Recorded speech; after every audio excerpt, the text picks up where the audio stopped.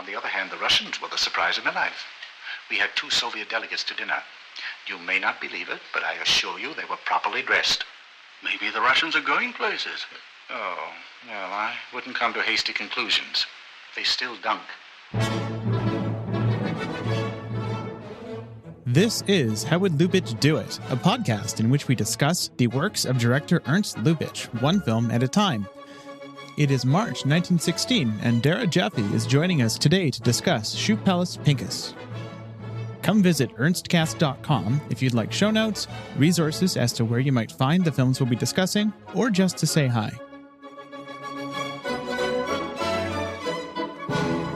Hello, welcome everyone. I'm here with Dara Jaffe. She is the Associate Curator at the Academy Museum of Motion Pictures. If you want to tell us about yourself, Dara? Sure. Hi, Devin. Thank you so much for having me.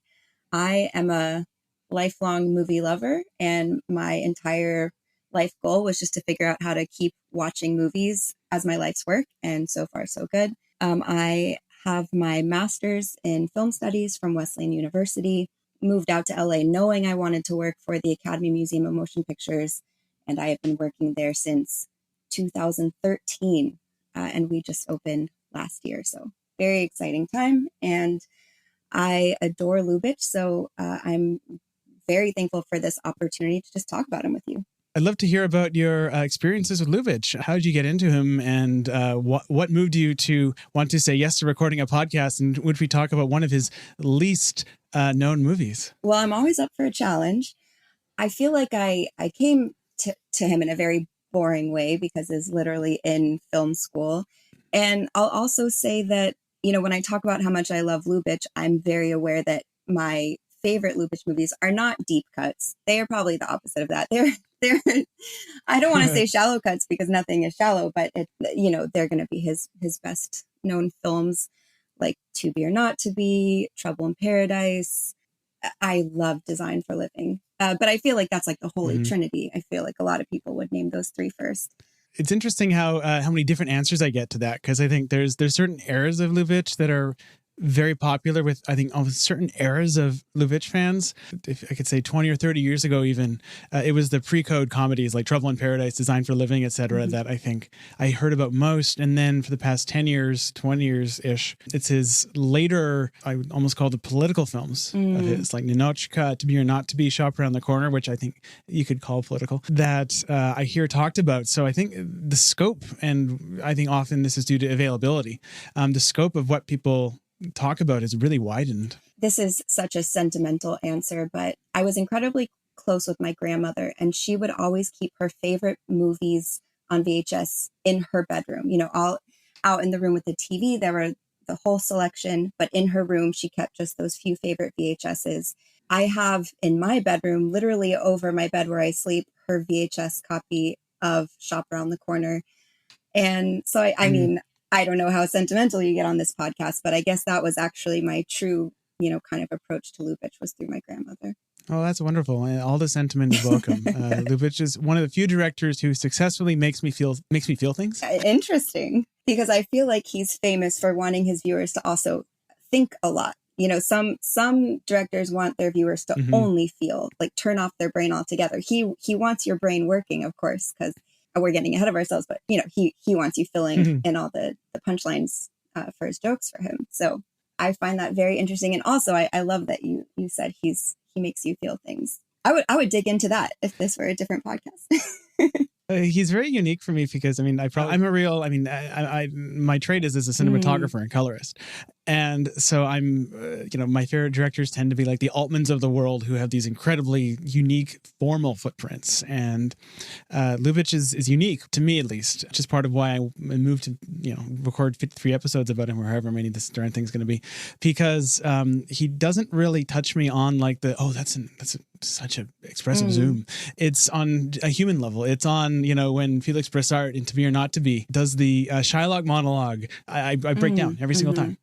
Oh, we should definitely come back to that character and monologue later in this discussion. Yeah, I know what you mean. And whenever I watch a Lubitsch movie, I feel like I'm floating on air. It feels like champagne. It feels bubbly. It is a visceral experience, even as it's a thinking, intellectual experience. And just between, the fluid camera and the alighting of time and of course the humor that carries you through the whole way. I feel like I'm just walking on air. I love that his system of morality, and this applies to the film we're going to talk about today, SHOE PALACE PINKUS, the way that he expresses success and morality has less to do with virtue and it has nothing to do with class. It has to do with sophistication. I would say most of his most heroic characters are heroic because they're smooth operators.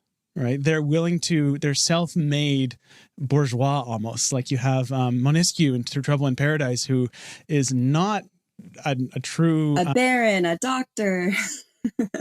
Yes, he's one of those things, and he's none of those things. But to Lubitsch, he is fully those things because he is so good at embodying that. What he's born as doesn't matter.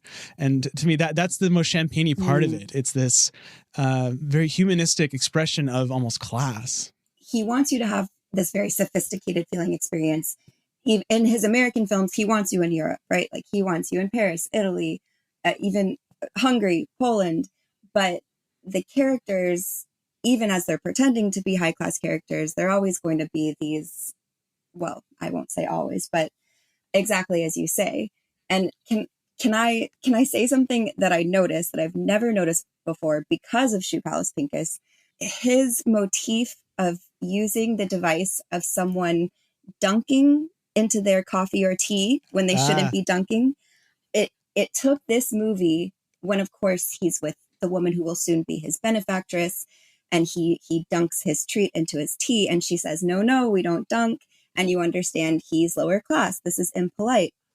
And you see this dunking joke again in Trouble in Paradise when Miriam Hopkins is posing as the secretary to Kay Francis. And when Miriam isn't looking, Kay Francis dunks her treat into her coffee. And it's so important that you like that character in order for that love triangle to balance out. And, she's this millionaire. She could easily be written off as an unlikable character. And moments like that, you understand, no, she's one of us. She dunks into her coffee.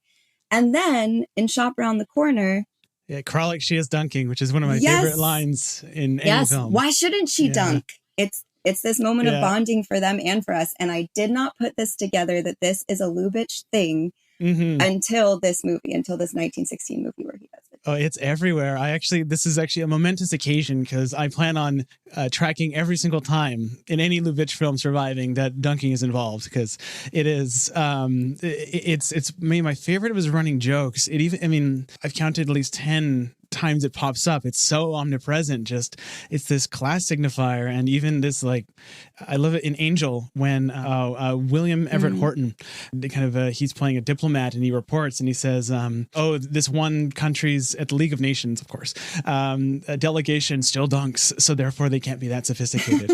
I actually didn't notice it until this viewing of SHOE PALACE PINKUS that this is the first surviving case of the Lubitsch dunk. The Lubitsch dunk. I love that. I also, this is such a side note, but I love how he uses Edward Everett Horton, especially in contrast to someone like Frank Capra, who always cast him as butlers, if I'm remembering correctly.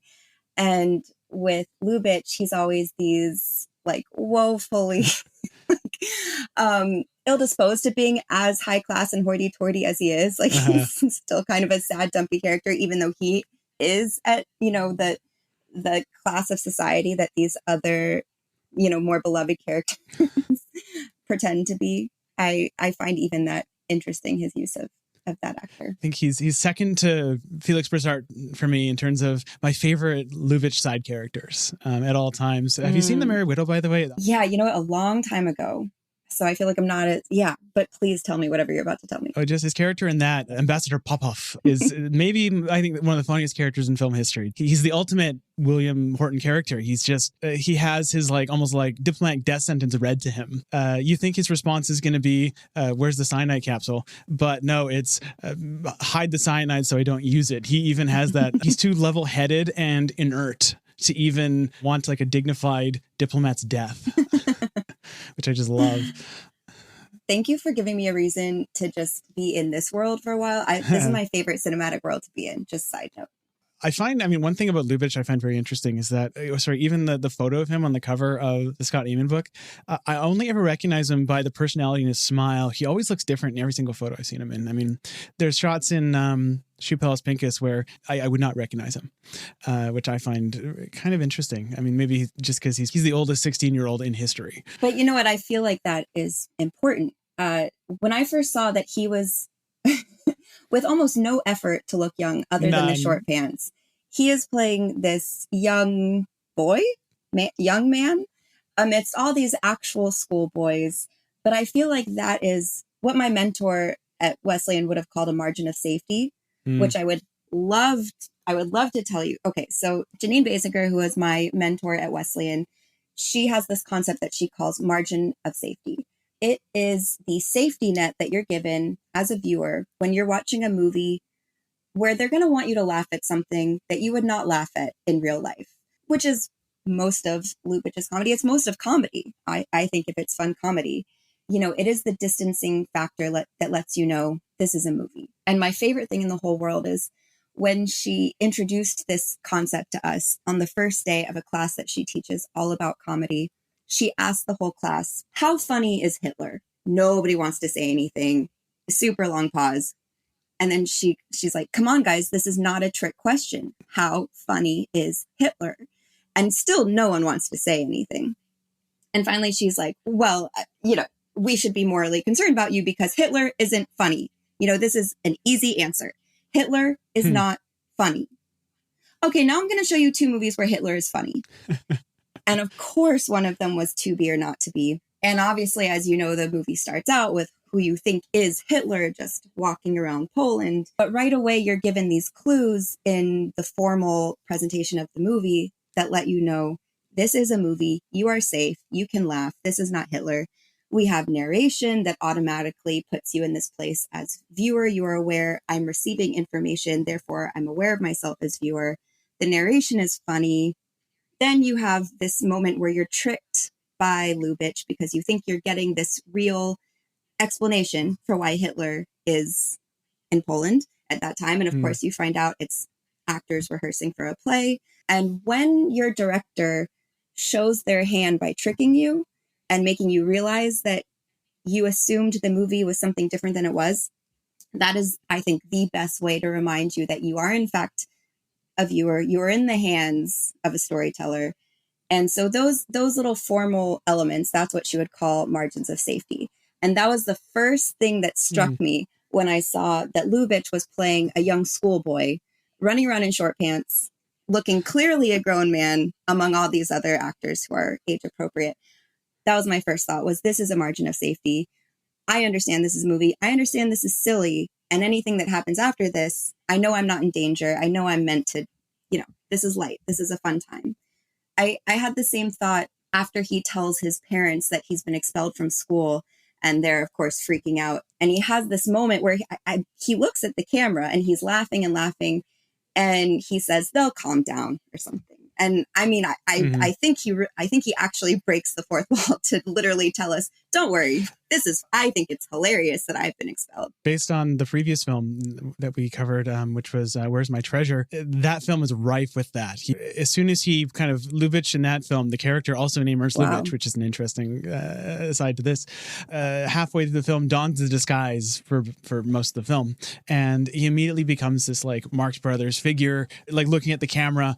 You and the audience are in on the joke, but the other characters aren't. So let's conspire and make this fun. I hadn't considered it as a sort of a distancing tool for the purposes of safety. That's really interesting. I apply it to almost everything. I think about it almost every single movie I watch. Like, what are the margins of safety here? And of course, people can fool you and make you think you're safer than you are. But that's a whole other story. Yeah, well, that's To Be or Not to Be in a nutshell, where they pull the rug and suddenly you're a wreck. True. That movie really does play with it. And of course, in the end, when it was released, nothing could overcome the fact that Carole Lombard had been killed. Yeah. And so there was no margins of safety there. Nothing that he had done inside of the film could have overcome the lack of margins of safety regarding Carole Lombard. But now for us, looking back, I think we can experience it in a different way. Yeah, and then without the active danger of Very much so. 40s Nazi Germany, which were You don't say. Yeah. yeah. So as far as I should probably formally introduce this film, because SHOE Palace Pinkus, it's the second film we're covering, released in May of 1916. It's about halfway through the war, and already the war is heavily affecting Ernst Lubitsch. His mother Anna died in December 1914.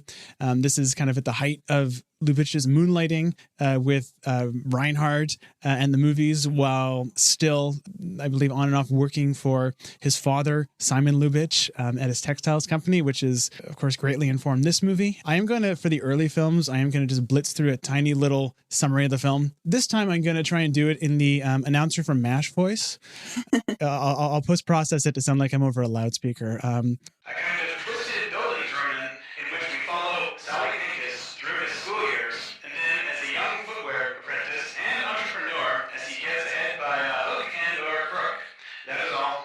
This film is fascinating in so many ways. A couple of little notes I have about it. One is that this is his earliest surviving collaboration with his writer, Hans Crowley, who worked with Lubitsch through the end of the silent era until he scandalously ran off with Lubitsch's wife in 1930. Oh, snap. Yeah, Lubitsch's love life is a cruel irony in context of his films. This is also the first time I personally noticed Ossie Oswalda in one of these movies. She's going to go on to be the lead in numerous of his other films. She's the lead in I Don't Want to Be a Man and The Doll. She's a major character in Oyster Princess, one of his key on-screen collaborators from the era. It's also his first huge success. This film was a huge box office smash by 1916 Berlin standards. Do we want to start with this? Because there's so much to dig into. I mean, there's the fact that this is a quintessential example of the Lubitsch on-screen character in that he is playing his kind of the type that he had played in films such as The Firm Marries and The Pride of the Firm in 1914 and would later do in Meyer from Berlin. I couldn't help but, of course, just be looking for the Lubitsch touch everywhere. Mm-hmm. Is it, because obviously I know what his artistry is going to look like when it's, been developed 10, 15, 20 years on down the road, but I couldn't help but look for it. And there are moments where I kept thinking to myself, if this were later, I think this would have been a Lubitsch touch moment. Like I was thinking about that. There's this joke where he's cheating on an exam, and he has the notes, kind of attached to the back of the student in front of him. And then, of course, the student stands up and reveals to the teacher. I was like, I don't know how, because I'm not the master of the Lubitsch touch. I just know that if Lubitsch were to do this sometime later, there would have been like an interesting, moment where the viewer is supplying the punchline of the joke or what have you. Or the moment where he swaps the shoe sizes. It took me, I'm not going to lie, like I had to stop and be like, wait, what happened there? And then I realized, the woman for her own vanity, she doesn't want to believe that her feet are as big as they are. So she's refusing to buy the shoes that are actually in her correct size. So Lubitsch's character takes the correct size, but changes the label so that it says they're a smaller size. I had to rewatch it again to realize what he was doing, which in itself, I mean, Lubitsch assumes that his viewer is smart. I mean, that's the whole point of the Lubitsch touch, is he knows if he leads you to the joke, you'll complete it and then you'll feel smart and you'll feel like you've had this amazing cinematic experience along with him. But there were also moments where I was like, is his choice to use an intertitle or not use an intertitle? One of the moments I liked was when he's talking to the crowd of women in the shoe store where he works, and he says, I have such a great joke for you. And then you don't hear the joke, you just see them laughing. I was like, is this the beginning of it? Am I meant to just make up a joke that I think he might have said? But this is me very much reaching, obviously. I'm just like going out of my way to try to find the Lubitsch that I know. So maybe I'm grasping at straws and projecting. And then I had moments where I was just thinking about his camera is going to become so mobile, so fluid. And I feel like he's a bit encumbered here. A later Lubitsch would just have a lot more camera movement, more cuts, and not that there aren't cut-ins or anything. It's not like it's in a tableau, but he's a bit stuck in these wider shots, and I don't think he would be later on down the road. And actually, this goes against everything that I usually think of when I want to analyze movies from the past, because I never want to think of it as these are primitive and they're trying to get to a certain point. Like never, ever, especially not with early movies. I always want to meet them where they are, but I couldn't help it with Lubitsch and being obsessed with the Lubitsch touch and just trying to find that Lubitsch I know. But he's definitely in there. I mean, in these early episodes, I'm finding it interesting kind of grappling with that. There's a lot of dimensions here, but just to reduce it to two, you got the dimension of the evolving toolkit in that like the idea of the, kind of the Murnau's Unchained camera, that all sort of thing, right? And the ability to even do it weren't one conceived of. And two, not possible really with the technology available.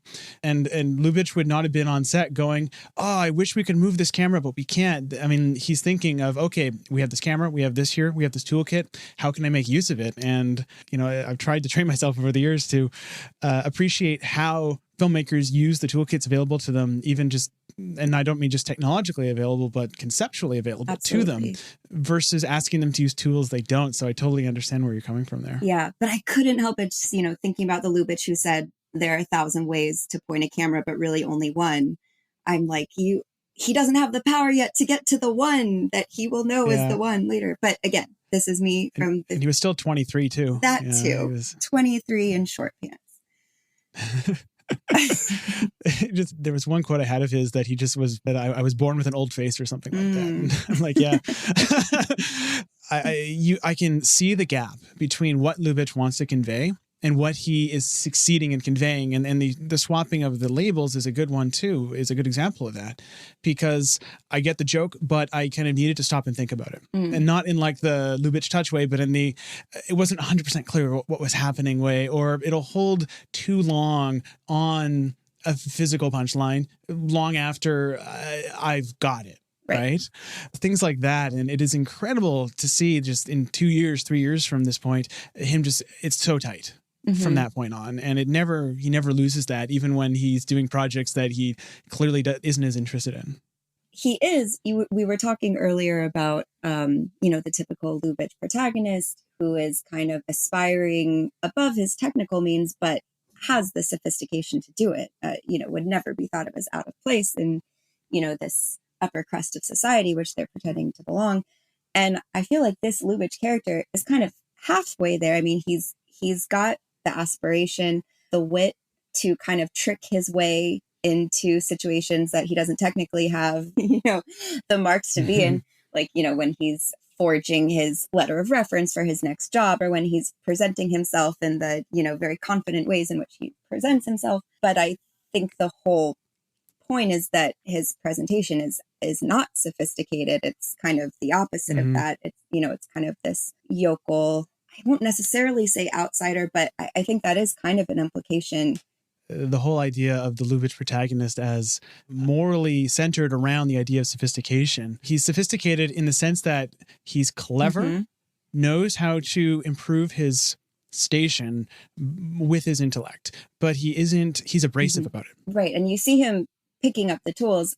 The dunking scene we talked about earlier, I feel like from that point on, you don't really get that jokey, this isn't someone we're going to laugh with about his failed antics anymore. This is someone who actually is now a bona fide success. And you can see he's just going to absorb all of this knowledge straight to the top. It's almost like the prequel to the Lubitsch protagonist we're used to seeing. It's worth noting that Lubitsch always when he's acting, he plays it big. I've never seen him not play it big. There's a complete control to the way like Herbert Marshall or someone like, even Carole Lombard is in control of her persona in To Be or Not to Be in a way that Lubitsch is in control of this character, but the character doesn't feel like he is like every single movement of his body is this choreographed performance. The character, I can see the performance in Lubitsch, the actor. I feel like his character is a bit chaotic on purpose. There's even a line where he's just created some drama and he says, "This will be a fiasco. I can't wait." He is a chaos agent, and you see that in his physicality and in all of these, I don't want to say gags, but these moments that he's setting up. And of course, this leads us into a discussion of this physical characterization and also the non-physicality of it, the kind of trickster aspect, the ambition, the, as you said, like using his smarts to kind of rise through the ranks. A lot of people have identified this as belonging to a kind of tradition of Jewish stock characters. And people have gone farther than that and called it anti-Semitic, which I found very interesting. And for me, watching the film, knowing that it is, without that context, I don't know that I necessarily would have identified it on my own. But understanding the context, I can kind of see where the dialogue has emanated from. If Lubitsch is, as I understand him to be, tapping into this kind of history of, the Yiddish theater, he's pulling from this tradition of Jewish stock characters that originate from Eastern European Jews, and he would have been exposed to this, growing up in Berlin. His family was among the assimilated German Jews of Berlin. Although I know his father was actually a Russian Jew, but his family is considered assimilated. But he has this exposure, to the Jewish kind of cabaret. It's theater, but not legitimate theater. It's kind of like theater on the outskirts. I believe it was developing at the same time that the Yiddish theater was developing in America as well, kind of concurrently, although I think with some similar tropes. Yeah, and so Lubitsch kind of straddles these two cultures. He is this assimilated Jewish German, even though he's only kind of once removed from, the Eastern European Jews, because that is his father. It's interesting, too, the divide between the de facto identity of the Lubitschs and citizenship, because they actually were technically Russian citizens, because in World War I, which is when this was made, Lubitsch was, the reason why he wasn't conscripted was he was technically a foreign national. He was a Russian, because you carry the citizenship of your parents. That's so interesting. And of course, you mentioned that this movie is in the middle of the war. The war is already not going well. And of course, we know that even though many Jewish Germans fought very proudly for Germany, like very proudly to be able to represent Germany in that war, they are still kind of made to be the scapegoat when Germany loses that war. And of course, no one will promote that idea more than Hitler and the Nazis. But so already the German Jews of Berlin are already and of Germany are already very concerned. First of all, Jews always know that their position is precarious, even when, they've been assimilated, even in the case of, German Jews, they've been given rights, but we always know our place is precarious. And nobody is more afraid of the effects of the Eastern European Jews coming into your space than a Jew who's already considered themselves assimilated. And in this case, that would be the German Jews. And that's actually true in the United States as well at the same time. And we can come back to that because I think that's interesting in how it relates to the film industry. So you have these Eastern European Jews kind of on the outskirts of Berlin. Lubitsch is exposed to their theater. He knows of these, this Jewish tradition of humor. He knows of this Jewish tradition of these stock characters. And I believe he is tapping into that. And so when you have people calling this characterization anti-Semitic, I think there could be a couple things going on here. Like, I think it could be like little column A, little column B. I do think that when you have these kind of stock characters to represent an entire culture of people, I think it's always possible you have some internalized, in this case, anti-Semitism, or internalized, whatever that mode of discrimination or hatred is. I think there's always some of those, negative portrayals that can work their way into a performance like that, even when you are yourself of the community that you're kind of sending up in this way. But I think that takes away agency from Lubitsch in this case. I think it's just as much probably about the fact that with him portraying this Eastern European Jewish tradition, in a movie, which is suddenly going to have more legs than these local theaters ever had, this is mass media, people will see this.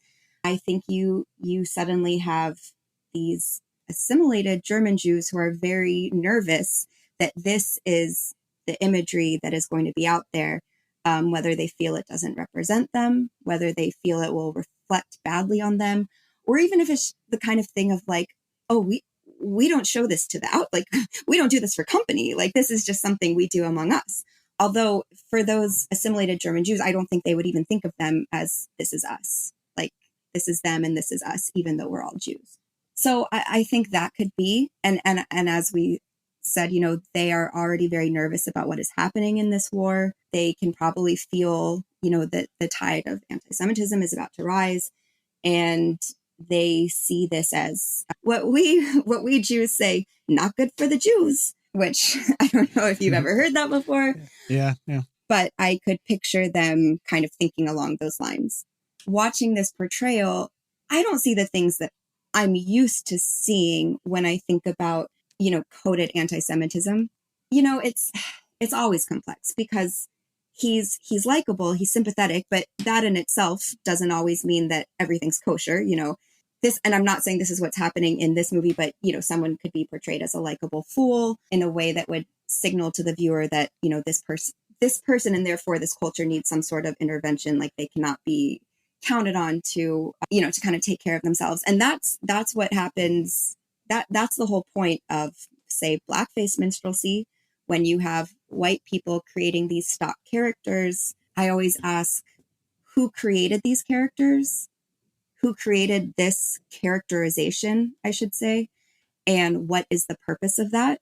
Is it to demean, to dehumanize, to control? And when I watch this movie, I just don't see that being a concern for me.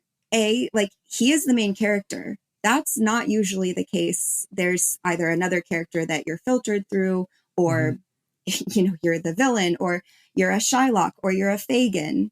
He's not a fool, and he's not treacherous. Something, and maybe this is a low bar, but, you know, when that woman offers to suddenly give him all that money, he doesn't trick her out of that money.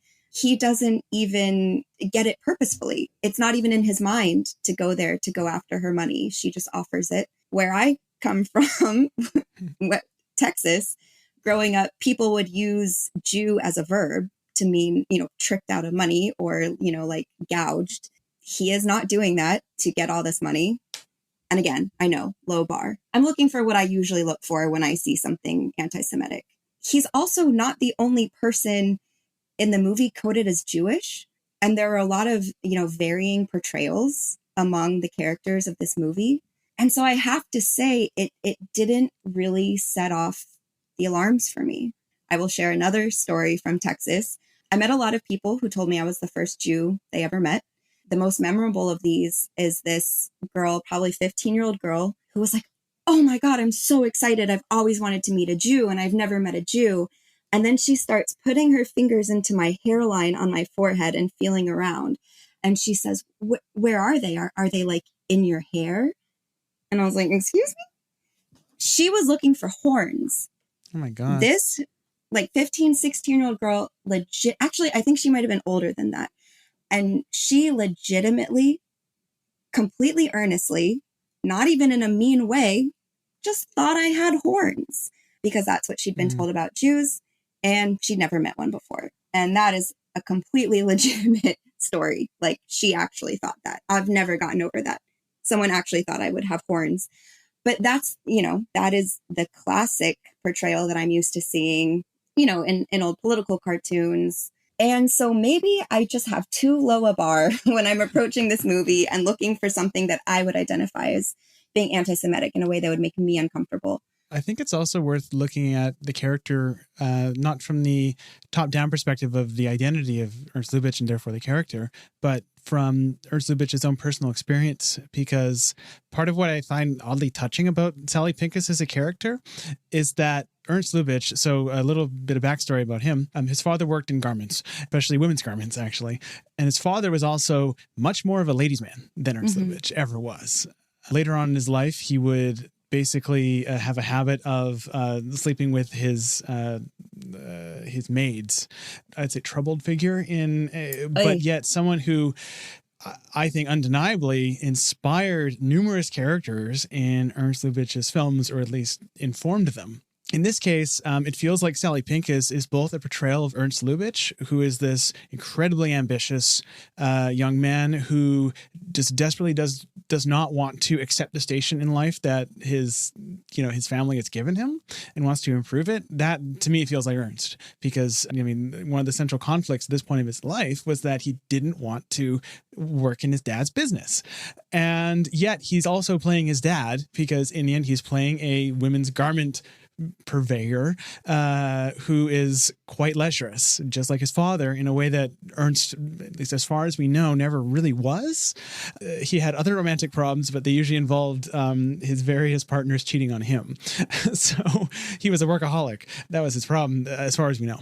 So to me, there's something weirdly touching about playing an amalgam of himself and his father. So that was kind of my entrance into trying to find the character there.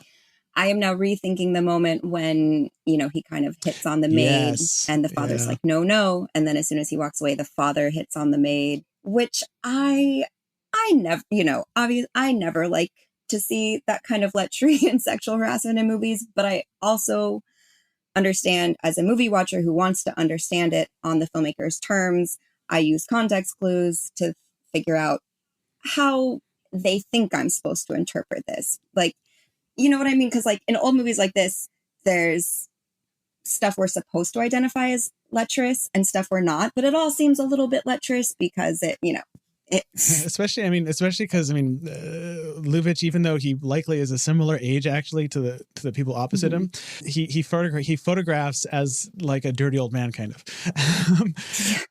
And there's a lot of tongue. Yes. There's a lot of tongue in his physical performance.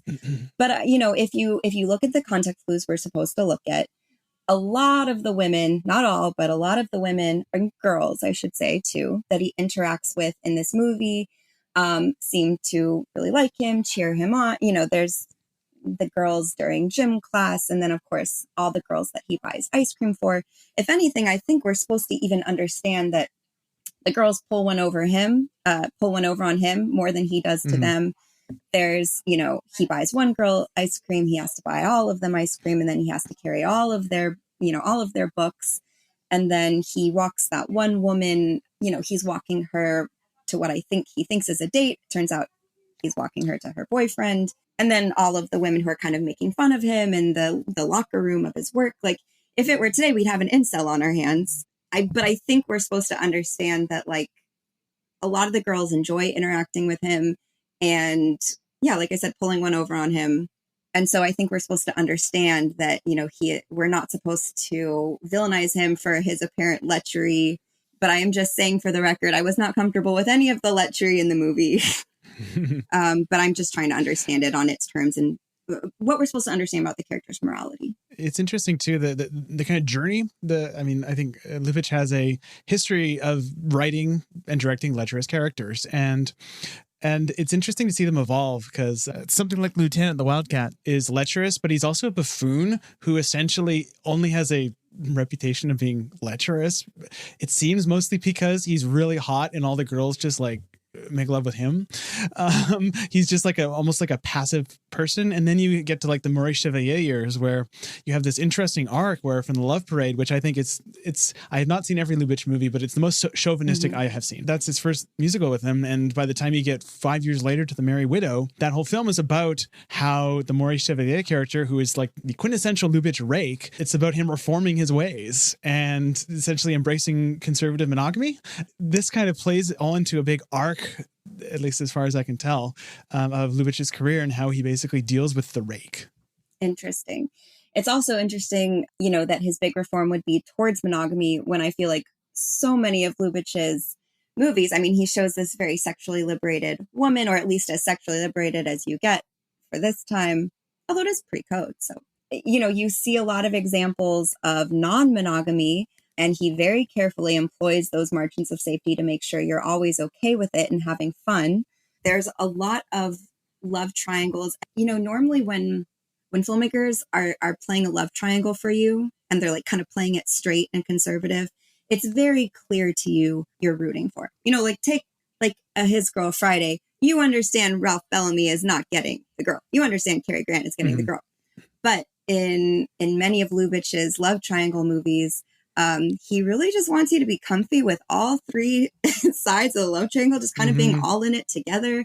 And that takes a very sophisticated touch to make a viewer just totally comfortable and enjoying that. So I do think it's funny that then he takes a character like Chevalier and has to have like the reverse arc, I guess you could say.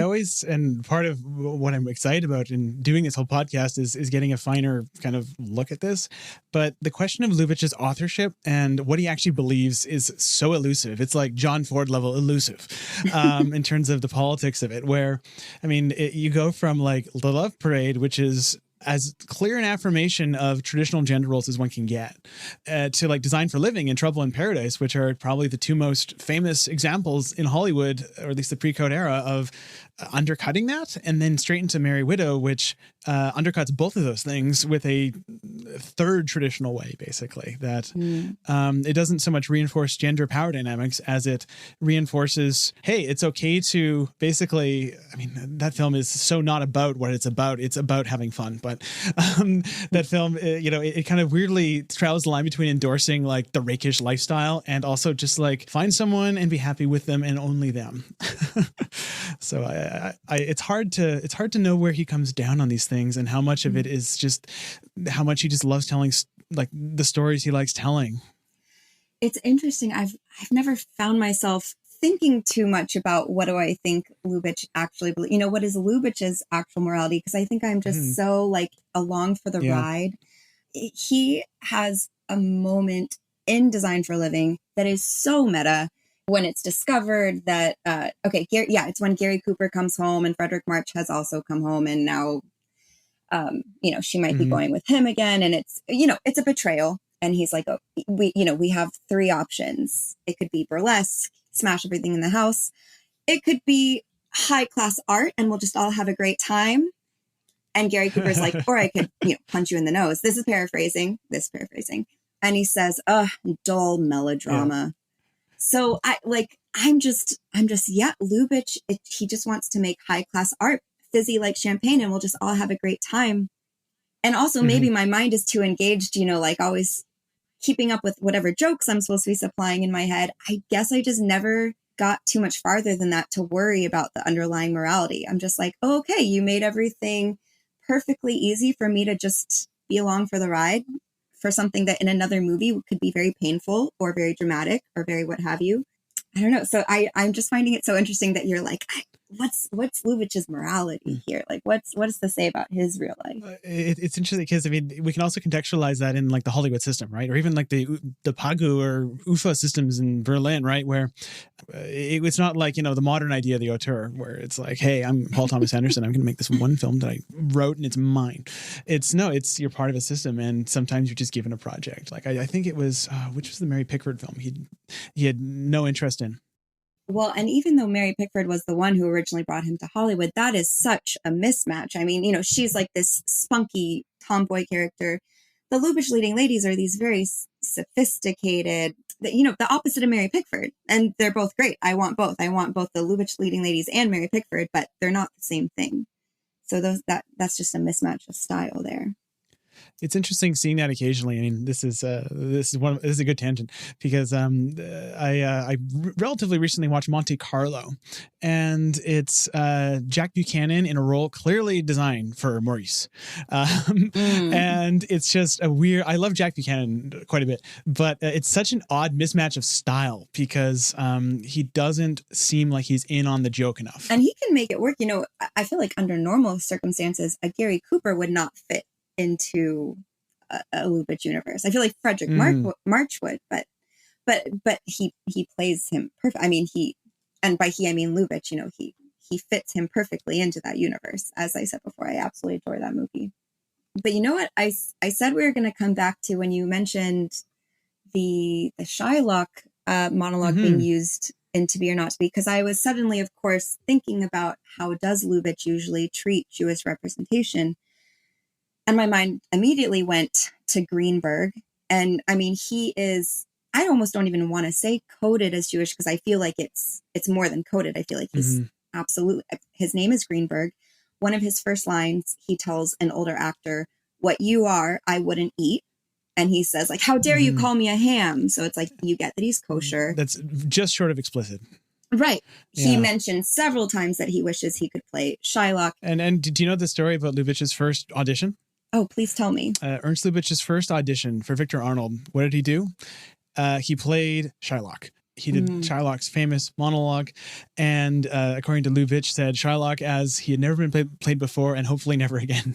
Wow. So that clearly is of immense personal relevance to him. Yeah. I feel like Felix Broussard, actually in general, who plays Greenberg in To Be or Not to Be, is almost a Lubitsch stand-in in every single film he's in. He really feels like that in Shop Around the Corner. It is so touching. I mean, if you prick us, do we not bleed? I trust Lubitsch. I trust his representation of Jewish characters. And of course, in both of these examples, it's never explicitly said that any of these characters are Jewish. And I don't know as much about, the context of filmmaking in Berlin, but I do know that at that time, in the United States, even though almost all of the studio heads and producers and many, many of the writers, even though they're predominantly Jewish, they had to be very, very careful to never be seen as having a Jewish agenda, especially leading up to the war. There was such thing as announcing yourself as anti-fascist too soon, before it was fashionable. And of course, we know that a lot of those people who did come out as anti-fascist, quote unquote, too soon, were then later, targeted, in the communist witch hunt. It's happened to Chaplin, right?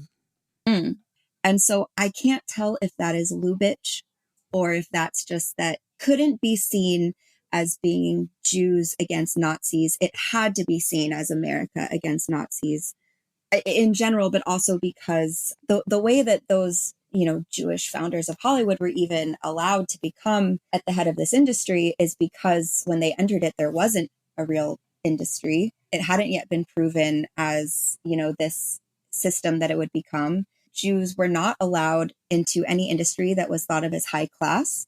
But since, again, this isn't, a solidified industry yet, and because from its inception, movies were always thought of as, entertainment for the masses, déclassé, it was okay for Jews to kind of enter into that sphere. But as soon as it's proven that actually this is not only a lucrative industry, but also an influential one, because suddenly, they're affecting the content that is, projected out to movie screens across the country. Suddenly, there are a lot of people who are very concerned that there are Jews at the top of this industry. You have censorship attempts right away from the Catholic Legion of Decency. And I see that as a through line going all the way up to HUAC.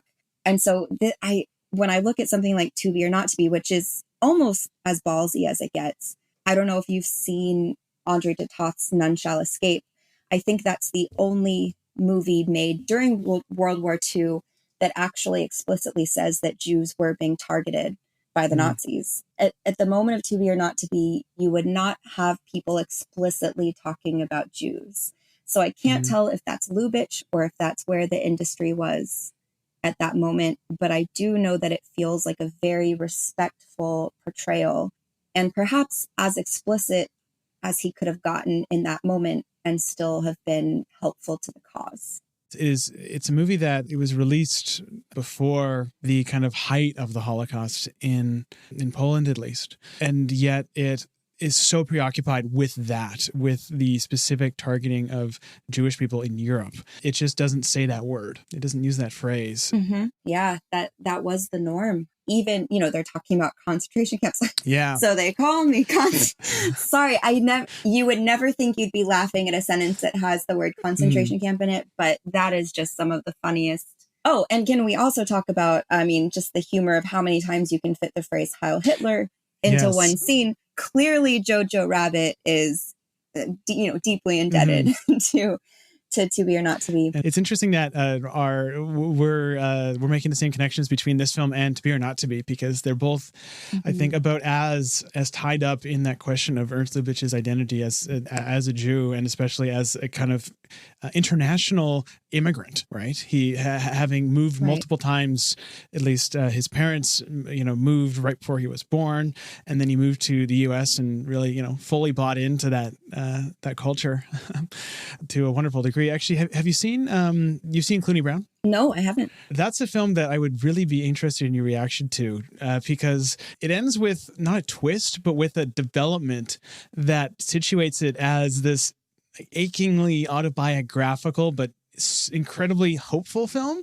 for him, because it's specifically, I think it's his only film that involves someone emigrating to the U.S. from Europe. Interesting. And it ends with almost like, again, the character's an author, not a filmmaker, but it almost feels like a statement of Lubitsch going, yeah, that's me, I did it. I would definitely watch that. And sorry, I remembered why I started talking about concentration camps. Even in movies where you do talk about concentration camps, I mean, even Casablanca talks about concentration camps, but you will never hear the word Jew, except for, I believe, None Shall Escape by Andre de Toth. You know, they're literally talking about concentration camps and not who's being sent there.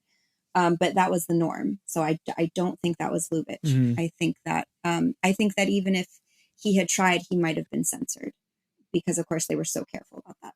Exactly. And then another example is from The Mortal Storm, the Borsagi film, where the bigotry of the Nazis is not actually in that film, in the world that film creates.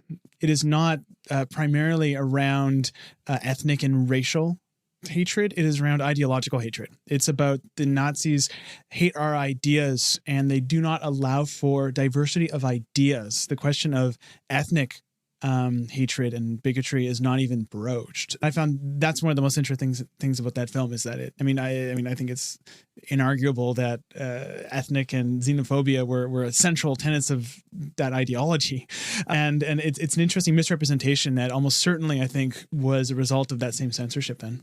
Yeah, they were walking a very fine line.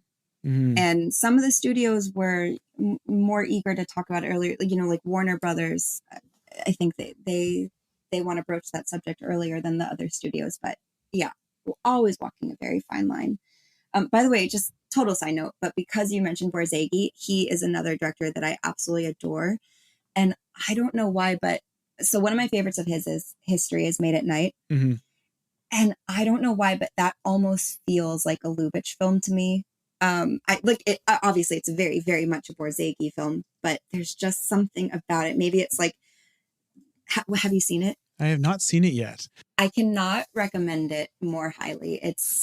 I love it. And there's just some, here, you watch it and then you tell me why it reminds me of Lubitsch. All right. Well, there's a whole, we're going to do a whole episode later on too about, it's going to be about desire, but it's really going to be, hopefully to me, about like all the Lubitsch adjacent films that are that were almost his, like Love Me Tonight, that sort of thing, right? Films that are almost Lubitsch in all but name. Yeah, that's really interesting. It is tough to even express how big of a deal he was when he was a big deal, right? I mean, he was such a big deal that, one of the running jokes in Sullivan's Travels was that Veronica Lake, or the character she's playing, the girl, I think it's just her name, wants to meet Lubitsch and to be in his next film, right? That's her whole motivation in the film, and they don't have to explain. Oh, you mean Ernst Lubitsch, the famous director? No, it's just I want to meet Lubitsch. Of course. Well, and Lubitsch is one of the few people that that Hitchcock will cite as an influence. He hates citing people's influences, but gosh, that's another one I love so much. I love anything Preston Sturges, but even when Lubitsch is at Warner Brothers, which is again kind of a mismatch of style, his whole thing is like sophistication, European. Although, as you say, he has to be in America making films about Europe, because if he's in Europe making films about Europe, that's not a faraway land. Like the whole point is that it's a faraway land. And in fact, that is one of his margins of safety, is that it's this whole other world. But this is not a fit for Warner Brothers, whose whole thing is, very scrappy and hard boiled. But even as, Jack and Harry Warner were aware that they did not really gel with Lubitsch, they were very aware of how successful he was. They knew that he was doing good business for them, even as they did not appreciate really the style in which he went about doing it, just because that wasn't their wheelhouse. That wasn't their shtick. And I do not say that in a demeaning way, because I love Warner Brothers movies and I love Lubitsch movies, but they're not really the same thing at that time period. No, and it's interesting what you say about how Lubitsch could only have made, his European movies in America, really, at least his great ones, because that was something that struck me about his Berlin work. I was thinking while watching, I think, I Don't Want to Be a Man, how often is it that Lubitsch makes a film where it's set? And it's not very often. And almost all of those are in his Berlin years. I think I can only recall one or two. There might be more, but a couple only come to mind of his American films that are actually set in America, right? There's Bluebeard's Eighth Wife, which I believe is set in America. Is Heaven Can Wait in America? I mean, it doesn't really matter. It's set in death. But it's the farthest away land of them all.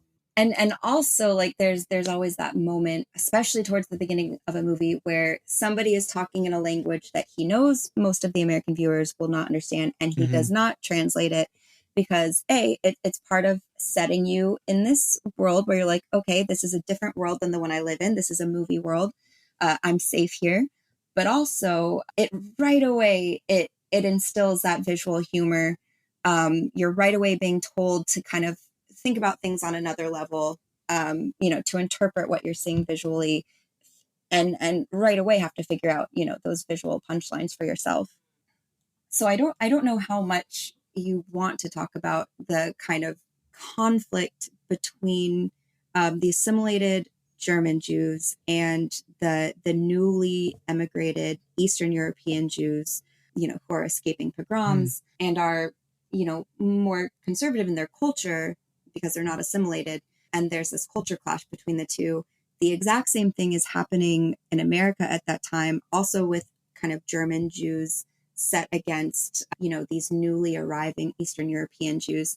So much so, and I think this anecdote really says it all, when Jack Warner married a German Jew from a prominent San Francisco Jewish family and brought her back to meet the rest of his family, she thought they were incredibly low class in every possible way. And they did not like her either. In fact, they called her a shiksa, which is a not too loving way to refer to a Gentile woman. So they consider her to be so far apart from their own culture, they refer to her as not even Jewish. I don't know if you've read An Empire of Their Own, How the Jews Invented Hollywood by Neil Gabler. I realize not directly relevant to Lubitsch, although he is mentioned in it. But Gabler is describing, how the German Jews had worked so hard to, assimilate into American culture. And he's talking specifically about Los Angeles, I believe in 1915, so pretty much the same time that this movie is made. And there is a quote from the B'nai B'rith Messenger, which would have been kind of like the newsletter of this synagogue, B'nai B'rith. A German Jew has written, "Just the other day, we noticed several Russian Jewish immigrants walking the streets, wearing their beaver head coverings. It was quite a novelty here in this city, and their friends should remind these fellows that they are in Los Angeles and not in Siberia." These, whether it's the German Jews in Berlin or the German Jews in America, they know that as soon as, these, at the time, what would have considered, the white people or like the higher class people who have allowed these German Jews to become assimilated, these German Jews are now worried that if they're associated with this newly immigrated set of Eastern European Jews who are so obviously not assimilated, that it will almost like remind, the hegemony that they are also Jewish. They fear nothing more than being associated with the Eastern European Jews. I just think it's funny, not funny, that they ever thought that they were thought of as anything other than Jews, because it's so clear to me that, like, even the assimilated Jews, like, they never stop thinking of us as Jews. It's you're fooling yourself to think, as long as I've assimilated and they don't, put me in the same category as those Eastern European Jews, they'll just think of me as one of them. They were never going to be thought of as one of them, but in their minds, they had a chance, and these newly immigrated Jews were ruining it for them. And I think that's what we're seeing in the feedback to SHOE Palace Pinkus. I think it's also worth noting that the Nazi Party's version of UFA, which is a kind of a horrific, twisted bastardization of the UFA that existed in the 20s, used footage of Lubitsch as essentially ammunition against him. So there is that kind of added retrospective, kind of almost a discomfort with it, right? Because of the way that it was, again, I think, horrifically and unfairly weaponized. Was that in The Eternal Jew, the 1940 propaganda film, Nazi propaganda film? I forget if that's a specific one where they use footage. I must admit, not watched that film fully. I wish I could unwatch it. I was watching it because I wanted to see the Peter Lorre segment. You know, they use imagery of Peter Lorre in Fritz Lang's M playing a compulsive child killer. It's the climactic scene in which he's talking about how he can't help himself. He has to murder. And of course, he plays it brilliantly. He's Peter Lorre. And that is the clip that's used in this Nazi propaganda film. But yeah, I just feel like that's weaponizing something that, I don't know, was never... Yeah, sorry. I want to abandon that thought because I don't even know where I was going. I think I get what you're getting at. It's almost weaponizing an in-joke meant for private purposes. Right. And that's kind of what I was getting at before when I'm saying, like, if you're taking this thing that's from the local... I keep calling it the Yiddish theater because, you know, that's what it would have been referred to as in America. Mm-hmm. But you're taking almost this in-joke that's like, to my understanding, created by Jews for Jews. And suddenly you're showing it to the world and it takes on different meaning. It's very easy for someone literally 100 years in the future, like us, to watch a film like SHOE PALACE PINKUS and to go, okay, this feels problematic. So therefore, we're just going to put it in that bin. And I think, again, there's so much virulent racism and bigotry in stuff at all times. But I think we can all, agree that the early 20th century was not a great time for that in various places. And part of what I find interesting about this specific film is that it forces us to reckon with the nuances of that and who, just the questions we've been asking, who is this for? Like an example of the vaudeville, the blackface minstrelsy was for the enjoyment of white audiences and curated by white people. It is not a in-joke for a certain culture. It is an attack on a certain group of people from another group of people. In that case, the group of people who have the vast majority of the power versus SHOE PALACE PINKUS, which nuance there, again, it's a Jewish German Ernst Lubitsch making a work that is inspired by the culture it is maybe depicting, satirizing, and I would hope not done with malice. And at the end of the day, we're rooting for him. He's successful. His wit carries him through. Also, a lot of cultures have kind of a beloved trickster character. Like the idea of a trickster doesn't bother me. A lot of people will add ambition to this list of kind of negative Jewish stereotypes. I've never seen anything wrong with having ambition, especially for a group of people who are like shoved down to the bottom of society. What do you expect them to want to do but to climb their way out of, where you force them to be? Without ambition, we wouldn't have Ernst Lubitsch. Exactly. And also you could find a lot of examples, of prominent Jewish actors who are described as, being like exaggerated in their mannerisms.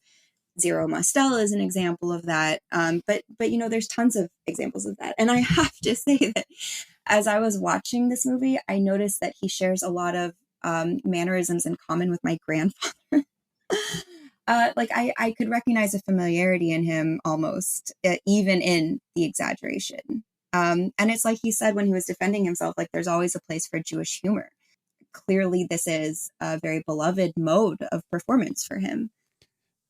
This might be a good time. Maybe we could give Ernst the last word. And here's what he said when asked about his opinion of Jewish, in quotes, milieu comedies in the journal Der Kinematograph. Lubitsch said, "It is often said that films with a Jewish milieu are offensive. That's a completely implausible standpoint. Should it be the case that such a film arouses disapproval, then it is only and solely due to the performance, which either doesn't suit the essence of Jewish humor, in which case the actor should stay away from such roles, or is it due to excessive exaggeration, which would harm any type of artistic performance and destroy its effect. Wherever Jewish humor appears, it is compassionate and artistic and plays such a great role in other art forms, that it would be ridiculous to try and do without it in the cinema. I mean, one thing that sticks out for me there is that Lubitsch kind of basically says, well, if it didn't work, it's my fault as the actor. Almost that kind of echoes what he said about his Shylock role. Yeah, I like that a lot. You know, he's aware that he's entering into this kind of beloved tradition, and if he's not doing it justice, that must be what's going on. But there's nothing inherently wrong in what he's trying to do from, you know, this being his standpoint on it. Well, I think that's probably as good a place as any to wrap up the episode. Is there anything you'd like, anything of yours that is particularly online that you'd like to direct listeners to? As a hobby, in my very little free time, I do a liquid light show, which is live analog visuals that accompany music performances. Like, I do a lot of gigs. My show name is Liquid Courage Light Show. So you can find me on Instagram under Liquid Courage Light Show. It's like 60s, 60s concert visuals, basically. And that's kind of all I have to promote. Thank you so much for coming. This has been great. Of course, this is such a pleasure. Thank you so much for having me. Next week, Matt Severson joins us to discuss The Merry Jail. Head over to www.ernstcast.com for the links to the various public domain films we'll be discussing this season and other resources such as show notes. How Would Lubitsch Do It is a production of Moving Image Agency. If you enjoyed this episode, please rate and review us on whatever podcast service you happen to use. We'd like to acknowledge that this podcast was produced on the unceded territory of the Musqueam, Squamish, and Tsleil-Waututh peoples.